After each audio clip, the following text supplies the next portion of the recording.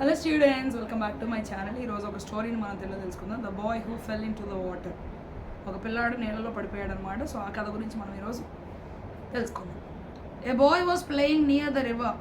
Okay, so ఒక పిల్లాడు ఏం చేస్తూ ఉన్నాడు అంటే నదికి దగ్గరగా ఉన్నటువంటి ప్రాంతంలో ఆడుకుంటూ ఉన్నాడు. Close to his house one evening. Okay, so తన యొక్క ఇంటికి దగ్గరగా ఉండేటువంటి నదికి దగ్గరగా ఉన్నటువంటి ప్రాంతంలో అతను ఆడుకుంటూ ఉన్నాడు ఒక సాయంత్రకాల పూట. Suddenly he slipped. Okay, so నెమ్మదిగా ఒకేసారి అతను అందులో పడిపోయాడు. And fell into the river. ఆ నదిలో పడిపోయాడు. A man was passing by. అటువైపుగా ఒక మనిషి వెళుతూ ఉన్నాడు.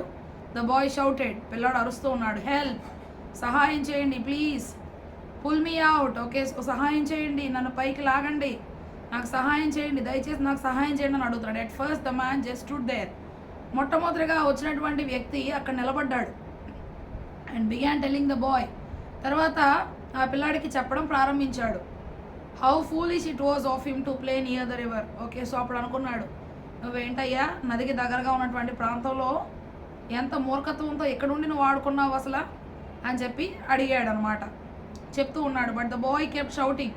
అప్పుడు పిల్లాడు అరుస్తూ ఉన్నాడు and asking for help finally. Okay, so ఇంకా సహాయం చేయండి సహాయం చేయండి అని అడుగుతూనే ఉన్నాడు. Finally the man through a long stick towards the boy. ఇంకేం చేశాడంటే ఆ యొక్క వ్యక్తి అక్కడ ఉన్నటువంటి ఒక పెద్ద బారుగా ఉన్నటువంటి కర్రపులను ఒకదాన్ని నదిలో పెట్టాడనమాట. టువర్డ్స్ ద బాయ్, ఆ పిల్లోడికి ఎదురుగా ఉన్నటువంటి ప్రాంతంలో పెట్టాడు. And pull him out safely. Okay, so తర్వాత ఆ కర్ర అతను పట్టుకుంటే ఆ కర్రని జాగ్రత్తగా బయటికి లాగేసాడు అనమాట. The boy was sorry for being so careless. Okay, so తర్వాత పిల్లాడు అయ్యో నేను ఇట్లా చేశాను అని చెప్పి చాలా పశ్చాత్తాపడ్డాడు. నేను ఎందుకు ఇట్లా మరీ లెక్క లేకుండా ఒక నది దగ్గర ఉండి ఆడుకున్నాను అని చెప్పి బాధపడ్డాడు. And promise never again to play near the river.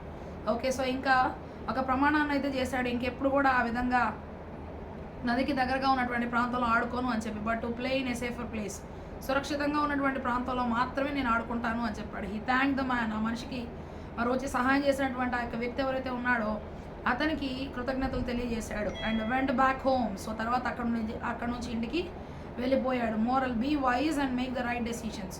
ఎప్పుడైనా సరే మనం తెలివిగా ఉండాలి, జ్ఞానంగా ఉండాలి, మంచి నిర్ణయాలు తీసుకోవాలి.